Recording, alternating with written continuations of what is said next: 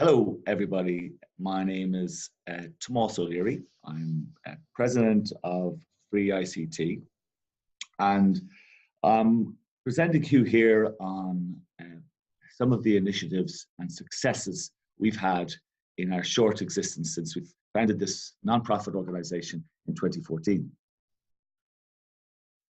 Those of you who don't know what Free ICT does, we are as I mentioned, a nonprofit organization, and our focus is on encouraging legislators in Europe, in the European Union, and all European states, European Economic Area, to promote fair play with data center technology and software assets that businesses use. We are one of a number of organizations that are constantly promoting fair play and free trade and free repair within the European Union and across the world. So what I'm going to do is talk you through our journey since 2014 and what we have achieved. So without further ado, I'm going to explain to you how do you change the law, because it's actually possible. Despite what people might think or might say, you can affect change with hard work, perseverance, good ideas, I should say, and an audience that is opening to listening. And that audience, believe it or not, is the European Union, for many of its faults that are genuine, of course. There are some very good parts to it that provide protections to citizens and consumers and businesses alike. So we're just going to focus on what we did and how we started our journey in 2014. We started as a Dutch foundation in May 2014, registered in the Netherlands as a non-profit. And because we wanted to come to Brussels to talk to European legislators and European MEPs from all over Europe, we registered, as we should, with the EU Transparency Registration Organization. And we started lobbying. Well, what does lobbying mean? It means getting on trains and planes and coming to Brussels. We were from a number of different countries across Europe. Founding members of the organization were from Ireland, where I'm from the United Kingdom, from France, from the Netherlands, from Germany, from Denmark, and obviously then we have organizations from all over Europe who subsequently got involved. And we got on trains and planes and came to Brussels and started to knock on doors, talking to legislators, talking to the European Commission, understanding how it worked, but also trying to explain that there are challenges in the technology space around ownership rights. There's challenges in the technology space around coercion and confusion that happens in the industry. And there's challenges around choice that organizations can make, and people can make over their assets. Can you have somebody else fix something that you've paid for? Yes, you were thought you could, but actually, increasingly, the organizations that make this technology do not want you to do that. They want to control the life cycle of the asset, which ultimately controls the price and your choice. We are for fair price, fair choice, and free repair. One of the first things we did actually in 2014, we found out about the Joint Research Centre. We met them. We happened to arrive at the right time. They were getting involved in a number of studies around the We Initiative, for example, and predominantly they were involved in the Eco-Design Initiative, which is a law we're going to talk about in a moment. And we then go to 2015. We start to get noticed by the Director Generals, the DGs as they're known. Okay, these are effectively like the ministries within the European Union. They run different areas of decision making within the legislation of the European Union. And obviously, the one many of us know most about is the environmental one, and that is one that's very strong within Europe and has a lot of power. Which is good in many cases for European citizens and businesses, because it forces us to consider the environment. Okay, and the we noticed that as part of the activity that was going on, there was a lot of talk about changing the WEEE directive. And this Joint Research Committee, JRC, published a report and they said that the next iteration of technology and the directives around technology within the European Union, we're going to focus on energy consumption, material and efficiency as critical pillars to the rules that organizations would have to comply to if they wanted to sell technology within the European Commission. Okay, so we're now 2 years in and we started to get to know some of the people within Europe a little bit better. We had met the legislators. Now we needed the people who were ultimately responsible, which is the MEPs, members of Parliament within Europe, and the committees who ultimately are involved in decision making, the key decision makers within Europe.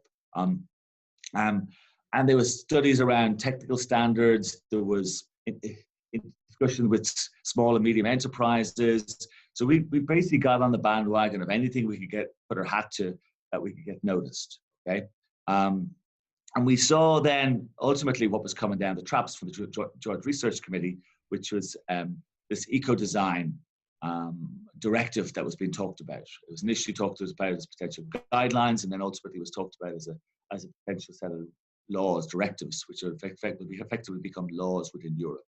Okay, and we saw this as a potential way to get some control back for owners of technology. So what are we talking about here? We're talking about allowing the rules, making the rules allow for choice. So where we were increasingly seeing manufacturers of technology, for example, who were reclassifying their technology assets as software and then putting restrictions around licenses and usage and transferability, which effectively meant that many technology assets were you were unable to get them repaired by anybody other than the manufacturer. Therefore, you were stuck with whatever price that they would charge you. And in some cases, they were putting restrictions around transferability, which meant that you actually, even though you bought something and paid for it and used it, you may not be able to sell it on without the rights of the manufacturer. Again, exerting control over the market, which is obviously a bad thing. So we went to find partners. We found a whole range of different partners and organizations, some of them non-profit lobbyist organizations and collection of independent players who wanted to have their voice heard, like ourselves, but some of them also organizations that were set up by the European Commission themselves to promote standardization, to promote conversations around energy efficiency, environmental choices, etc. And some of them were organizations that represented the end users, those organizations that paid for the technology ultimately. They're key decision makers within those organizations, people like organizations like CIONet, Sermiat in France, and many others. So we found partners who we could work with, because this was a big piece of work. To engage the European Commission, we needed to work with other organizations, and we were successful in finding those. We then found, by working closely with these organizations, that we were able to provide input, critical inputs around the detailed wording that's included in many of these laws and these directives. So, for example, what's known as firmware, what many of you will know, is the technology and software layer that sits between the components and maybe the operating environment and the operating software on these technology assets. This is the area that the control was being used. It's quite a subtle area by the manufacturers to control the ownership and choices around the assets. It happens to be an area that we in Free ICT and our members, because of what we do, we are a collection of organizations who either repair and have engineering capability across these complex assets, or we have very specialized resellers who know and understand how these products work.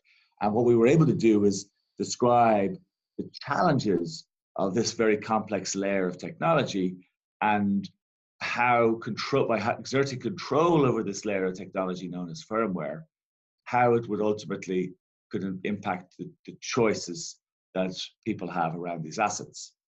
It's quite a complex area, and to be able to explain that in a way that effectively bureaucrats, and no disrespect to those people who work at the European Commission, but bureaucrats who would have to cover lots of wide-ranging topics, and therefore naturally would struggle to get as deep as this within any particular area, unless they've come from that background. So we were able to put wording into the documentation, which played to our strength because we understood this very well. That was critical to the next stage of the documentation that we were presenting. So with our partners, we went forward. We sat in on many stakeholder meetings. We participated, and we filed positioning papers, kept knocking on doors, and last year we now have a law. Okay, we have a law. That law has come back from WTO, the World Trade Organization. We have announced it ourselves, and we have now in a position where this law will become a law within the European Union, and will be written into local laws across all the states from March 2020 onwards. Okay, this is a fantastic achievement for any, and it's not just Free ICT alone that has achieved this clearly, but our participation in this, we believe, was critical, and there is some final adjustments being made at the moment, and the Commission has accepted the proposals, and we're expecting the law of the Ecodesign Lot 9 to come out in fullness in March this year.